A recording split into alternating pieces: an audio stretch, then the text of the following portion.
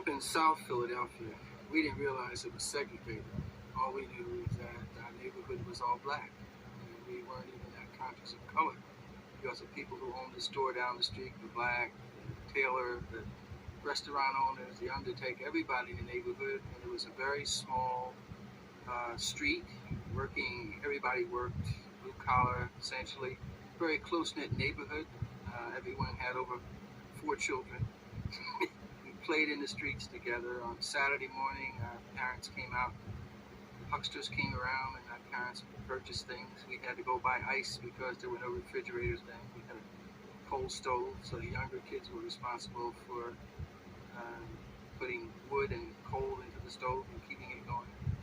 And the level of interest in education was just profound. I mean, even to this day, I don't think I've ever had such a positive educational experience that I did my first 6 years because the school was an integral part of the community. We had a black superintendent, a black principal, all the teachers were black. Many of them didn't live in the neighborhood either, contrary to popular belief. They were middle income people who lived elsewhere, but their hearts and their souls were into those kids.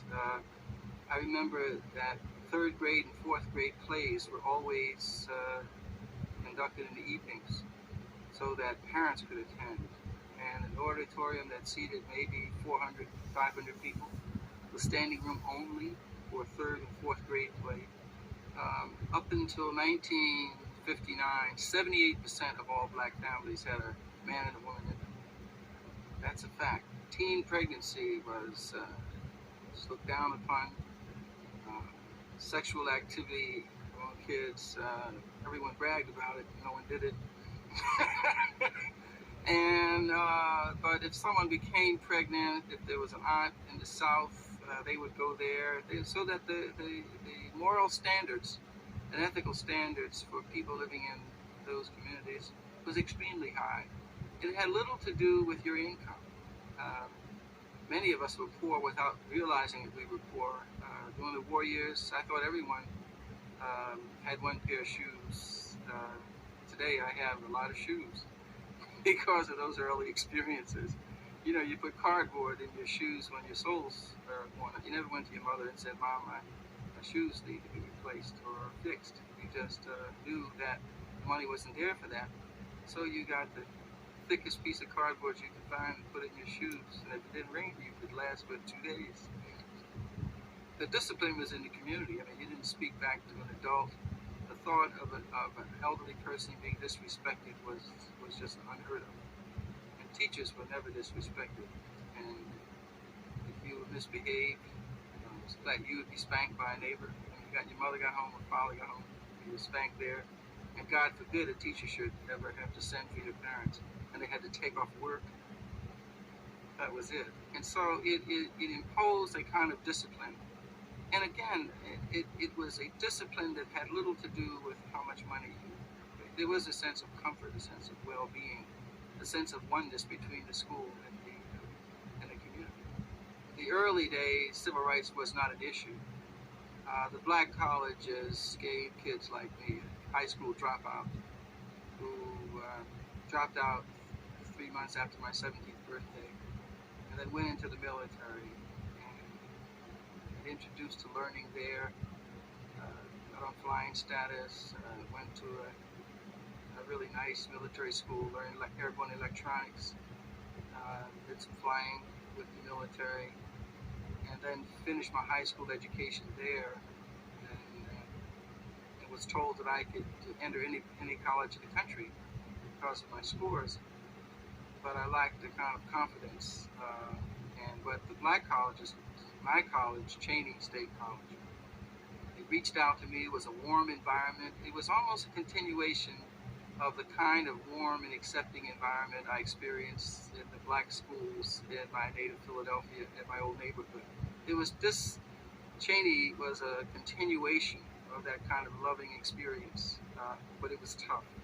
I remember I entered with 13 other veterans, and we were given some priority in admissions because it was thought that we were mature. Our grades weren't that great, And so we were placed on academic probation, but over half of us made the dean's list at the end of the first year from academic probation. Many of us who exercised leadership in the civil rights movement in the early and mid 60s, integration was never our goal. We never saw integration as a solution to the problems. We were seeking desegregation. And I think confusion on that point has continued to erode the collective self-confidence of the black community today.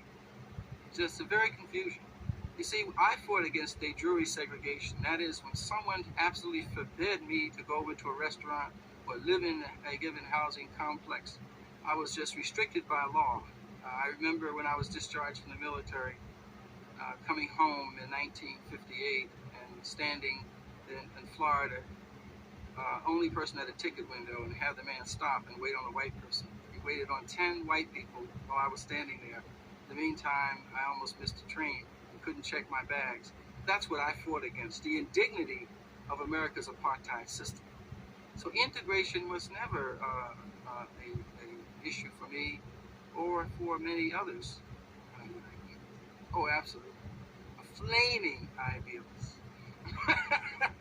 who had this burning desire to change things, primarily because of my early experience as someone growing up in the South and then being sort of growing up in the North and then dropped in the South in the military, facing raw segregation.